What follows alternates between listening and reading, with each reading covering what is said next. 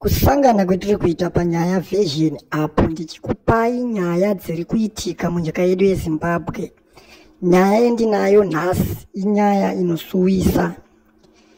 The Ministry of Local Government and Public Works, Honorable Daniel Garwe, this afternoon issued a press statement on the proliferation of illegal vendors, particularly in the Central Business District and surrounding areas, including cities and town across the country. Ndofunga mangozvinzwira kuti chivenda hachichatobvumidzwe muHarare nemamwe matown.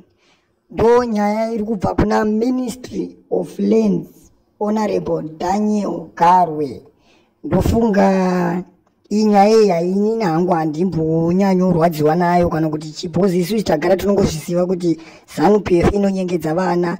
Panguva yekunoita ma-elections vanenge vachisimbisana kumarali kwavo koko vachipanana machikeni ini vachiudzana kuti president vari kubvumidza vanhu vanoita mabasa emaoko, president vari kuemploya vanhu, muchazopiwa mari, muchazoita sei.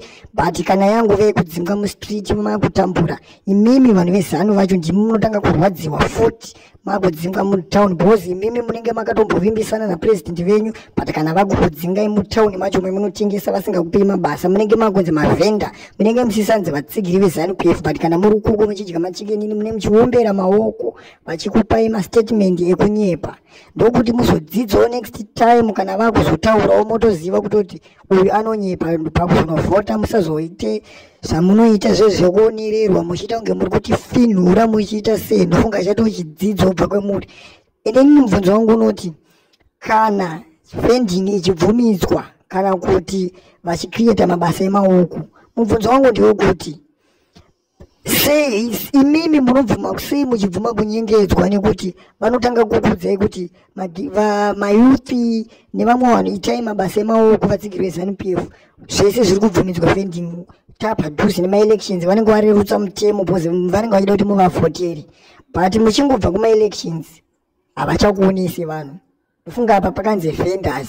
Saka iwewo kana uri munhu weZANU-PF kuti uri venda hausi kudiwa kuonekwa mutown macho uchitotengesa. Of which mimi hamuna kana mabasa emunoziva because magara makangojaidzwa nechipati chenyu ichocho. Ndozvamatongojaira. Hapana kana munhu anoshanda weZANU-PF machine. Because kuona murume mukuru nevakadzi vakuru vachienda kunozunza magaro vachizunzira chikenini wotoziva kuti brains avo dzakadhakwa. Amen. Kuti nyaya munoiona sei mucomment section.